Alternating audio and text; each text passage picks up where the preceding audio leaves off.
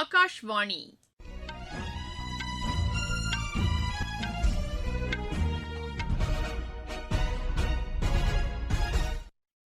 செய்திகள் வாசிப்பவர் சுமித்ரா ரத்னம். தலைப்புச் செய்திகள்: மக்களின் பங்களிப்பு காரணமாக நாடு வளர்ச்சி கண்டு வருவதாக பிரதமர் திரு நரேந்திர மோடி கூறியுள்ளார். தீவிரவாதத்திற்கும் அதற்கு ஆதரவாக செயல்படுவதற்கும் வேறுபாடுகள் கிடையாது என்று பாதுகாப்புத்துறை அமைச்சர் திரு ராஜ்நாத் சிங் தெரிவித்துள்ளார். ஆயுஷ்மான் பாரத் திட்டம் ஏழை மக்களின் சுகாதார பாதுகாப்பை உறுதி செய்துள்ளதாக மத்திய அரசு கூறியுள்ளது. அணு ஆயுத பரவல் தடை ஒப்பந்தத்தில் உறுதியுடன் உள்ளதாக ரஷ்யா அறிவித்துள்ளது. உலக டேபிள் டென்னிஸ் சாம்பியன் போட்டியின் மகளிர் பிரிவில் இந்தியா யுக்ரைனை வென்றது. இனி விரிவான செய்திகள். மக்களின் பங்களிப்பு காரணமாக நாடு வளர்ச்சி கண்டு வருவதாக பிரதமர் திரு நரேந்திர மோடி கூறியுள்ளார். சமூக வலைதளத்தில் இதனை தெரிவித்துள்ள அவர், மக்களின் உழைப்பு காரணமாக வளர்ச்சிக்கான புதிய பாதைகள் வகுக்கப்படுவதாக குறிப்பிட்டுள்ளார்.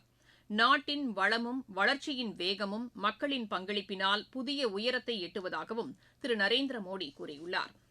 தீவிரவாதத்திற்கும் அதற்கு ஆதரவாக செயல்படுவதற்கும் வேறுபாடுகள் கிடையாது என்று பாதுகாப்புத்துறை அமைச்சர் திரு ராஜ்நாத் சிங் திட்டவட்டமாக தெரிவித்துள்ளார். புதுதில்லியில் செய்தி நிறுவனம் ஒன்று ஏற்பாடு செய்திருந்த தேசிய பாதுகாப்பு உச்சி மாநாட்டில் கலந்து கொண்டு அவர் உரையாற்றினார். எந்தவொரு சூழ்நிலையையும் எதிர்கொள்வதற்கு ஏதுவாக நமது பாதுகாப்பு படைகள் எப்போதும் தயார் நிலையில் உள்ளதாக அவர் தெரிவித்தார். நமது பாதுகாப்பு படையின் வலிமை ஆபரேஷன் சிந்தூர் மூலம் உலகிற்கு உணர்த்தப்பட்டதாகவும் திரு ராஜ்நாத் சிங் கூறினார். ஆயுஷ்மான் பாரத் தினம் இன்று கடைபிடிக்கப்படுகிறது. 2018ஆம் ஆண்டு தொடங்கப்பட்ட இந்த திட்டத்தின் மூலம் 10,74,00,000 குடும்பங்கள் பயனடைந்து வருவதாக சுகாதாரத்துறையின் செய்திக்குறிப்பு தெரிவிக்கிறது.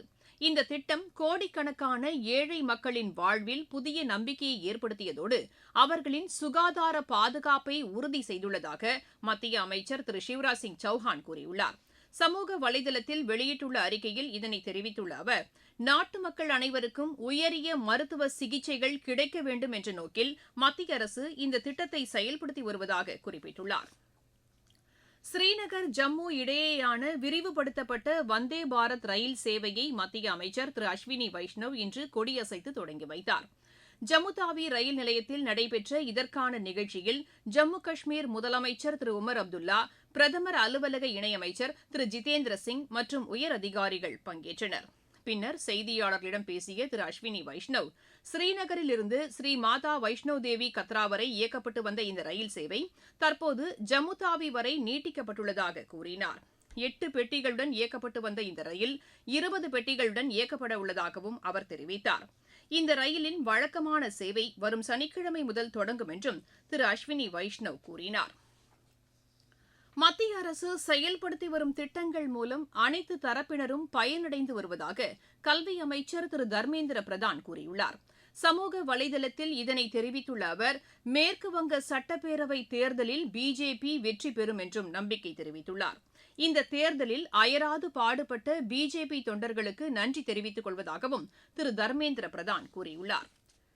நாட்டின் சுயமரியாதை சின்னமாக சோம்நாத் கோவில் திகழ்வதாக மத்திய கலாச்சாரத்துறை அமைச்சர் திரு கஜேந்திர சிங் ஷெகாவத் கூறியுள்ளார். சோம்நாத் கோவில் தொடர்பான பெருமை யாத்திரையை இன்று புதுதில்லியில் தொடங்கி வைத்து அவர் பேசினார்.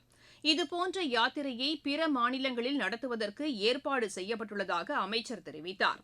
இந்த யாத்திரையின் கீழ் 1300 பேர் குஜராத்தில் உள்ள சோம்நாத் கோவிலுக்கு பயணம் மேற்கொள்கின்றனர். இதற்கான சிறப்பு ரயில் சேவையை திரு கஜேந்திர சிங் ஷெகாவத் தில்லி முதலமைச்சர் திருமதி ரேகா குப்தாவுடன் இணைந்து தொடங்கி வைத்தார். மேற்குவங்க சட்டப்பேரவை தேர்தலில் வெற்றி பெற்று பிஜேபி ஆட்சி அமைக்கும் என்று மத்திய அமைச்சர் திரு கிரிராஜ் சிங் நம்பிக்கை தெரிவித்துள்ளார். எமது செய்தியாளருக்கு அளித்த பேட்டியில் இதனை தெரிவித்த அவர், புதிய அரசு அமைந்ததும் ஊடுருவல்காரர்கள் வெளியேற்றப்படுவார்கள் என்று கூறினார். சாதிவாரி கணக்கெடுப்பை தாமதப்படுத்த மத்திய அரசு முயற்சிப்பதாக காங்கிரஸ் குற்றம் சாட்டியுள்ளது. சமூக வலைதளத்தில் இதனை தெரிவித்துள்ள அக்கட்சியின் பொதுச் செயலாளர் திரு ஜெய்ராம் ரமேஷ், சாதிவாரி கணக்கெடுப்பு நடத்தப்படும் என்று மத்திய அரசு அறிவிப்பு வெளியிட்டு ஓராண்டு முடிவடைந்துள்ளதாக குறிப்பிட்டுள்ளார்.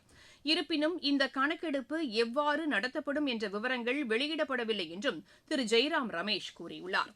நீங்கள் கேட்டுக்கொண்டிருப்பது ஆகாஷ்வாணியின் செய்தி அறிக்கை. மக்கள் தீர்ப்பு.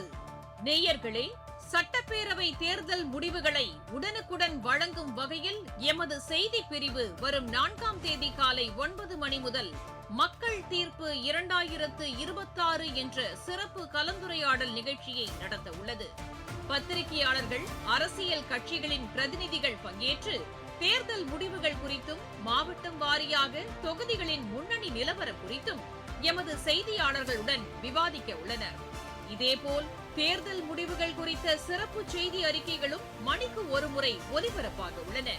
சட்டப்பேரவை தேர்தல் முடிவுகளை உடனுக்குடன் அறிந்து கொள்வதற்கு ஏதுவாக ஒலிபரப்பாக உள்ள இந்த நிகழ்ச்சிகளை கேட்க தவறாதீர்கள்.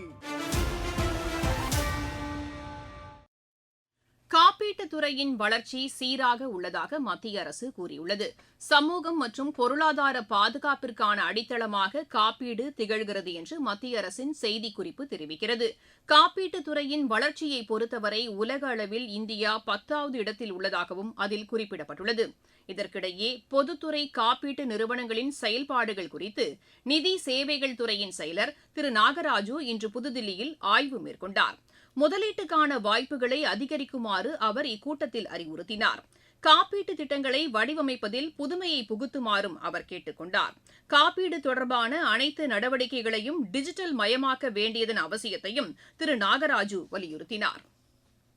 பாலியல் வன்கொடுமையால் பாதிக்கப்பட்ட பெண்கள் கருக்கலைப்பு செய்வதற்கு வகை செய்யும் சட்ட திருத்தத்தை கொண்டு வருவது குறித்து பரிசீலிக்குமாறு உச்சநீதிமன்றம் மத்திய அரசுக்கு அறிவுறுத்தியுள்ளது.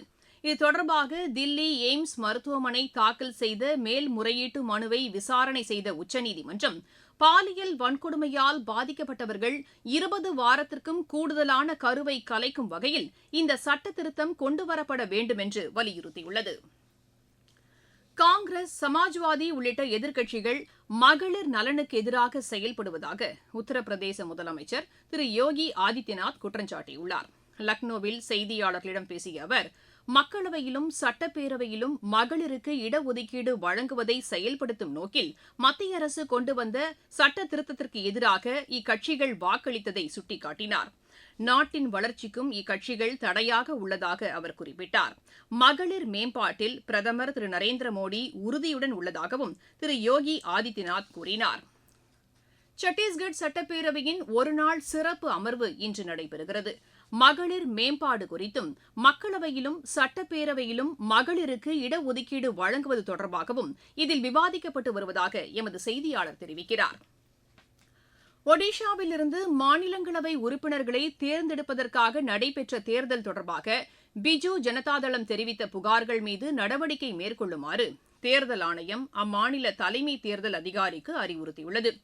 புதுதில்லியில் தலைமை தேர்தல் ஆணையர் திரு ஞானேஷ்குமாரை சந்தித்து பிஜு ஜனதாதள நாடாளுமன்ற உறுப்பினர் திரு சஸ்மித் பத்ரா புகார் மனு சமர்ப்பித்ததை அடுத்து தேர்தல் ஆணையம் இந்த நடவடிக்கையை மேற்கொண்டுள்ளது. பிஜேபி சட்டப்பேரவை உறுப்பினர்களுக்கு 2வது முறை வாக்குச்சீட்டுகள் வழங்கப்பட்டதாக பிஜு ஜனதாதளம் சமர்ப்பித்த புகார் மனுவில் தெரிவிக்கப்பட்டுள்ளது. ராஜஸ்தானில் கார் தீப்பிடித்து எரிந்ததில் 5 பேர் உயிரிழந்தனர். தில்லி, மும்பை அதிவிரைவு சாலை வழித்தடத்தில் அல்வார் மாவட்டத்திற்குட்பட்ட பகுதியில் சென்று கொண்டிருந்த கார் திடீரென்று தீப்பிடித்து எரிந்ததாகவும் அதிலிருந்து 5 பேர் உடல் கருகி உயிரிழந்ததாகவும் காவல்துறையினர் தெரிவித்தனர். உயிரிழந்தவர்கள் அனைவரும் மத்திய பிரதேசத்தைச் சேர்ந்தவர்கள் என்றும் விபத்துக்கான காரணம் குறித்து விசாரணை நடைபெற்று வருவதாகவும் காவல்துறையினர் கூறினர். அணு ஆயுத பரவல் தடை ஒப்பந்தத்தில் ரஷ்யா உறுதியுடன் உள்ளதாக அந்நாட்டு அதிபர் திரு விளாடிமிர் புட்டின் அறிவித்துள்ளார். நியூயார்க்கில் நடைபெற்ற இது தொடர்பான மாநாட்டில் ரஷ்ய அதிபரின் உரை வாசிக்கப்பட்டது. அணு ஆயுதங்கள் இல்லாத உலகை உருவாக்க வேண்டும் என்ற இலக்கினை எட்டுவதற்கு சர்வதேச ஒத்துழைப்பு அவசியமாகிறது என்றும் ரஷ்ய அதிபர் கூறியுள்ளார். உலக டேபிள் டென்னிஸ் சாம்பியன் போட்டியின் மகளிர் பிரிவில் இந்தியா 3-2 என்ற ஆட்டக்கணக்கில் யுக்ரைனை வென்றது. லண்டனில் நடைபெற்று வரும் இப்போட்டியில் யுக்ரைனுக்கு எதிரான ஆட்டத்தில் இந்தியாவின் மணிகா பத்ரா, தியா சிட்டாலே, யசஸ்வினி கோர்படே ஆகியோர் வெற்றி பெற்றனர். மீண்டும் தலைப்புச் செய்திகள். மக்களின் பங்களிப்பு காரணமாக நாடு வளர்ச்சி கண்டு வருவதாக பிரதமர் திரு நரேந்திர மோடி கூறியுள்ளார். தீவிரவாதத்திற்கும் அதற்கு ஆதரவாக செயல்படுவதற்கும் வேறுபாடுகள் கிடையாது என்று பாதுகாப்புத்துறை அமைச்சர் திரு ராஜ்நாத் சிங் தெரிவித்துள்ளார். ஆயுஷ்மான் பாரத் திட்டம் ஏழை மக்களின் சுகாதார பாதுகாப்பை உறுதி செய்துள்ளதாக மத்திய அரசு கூறியுள்ளது. அணு ஆயுத பரவல் தடை ஒப்பந்தத்தில் உறுதியுடன் உள்ளதாக ரஷ்யா அறிவித்துள்ளது. உலக டேபிள் டென்னிஸ் சாம்பியன் போட்டியின் மகளிர் பிரிவில் இந்தியா யுக்ரைனை வென்றது. செய்தியறிக்கை நிறைவடைகிறது.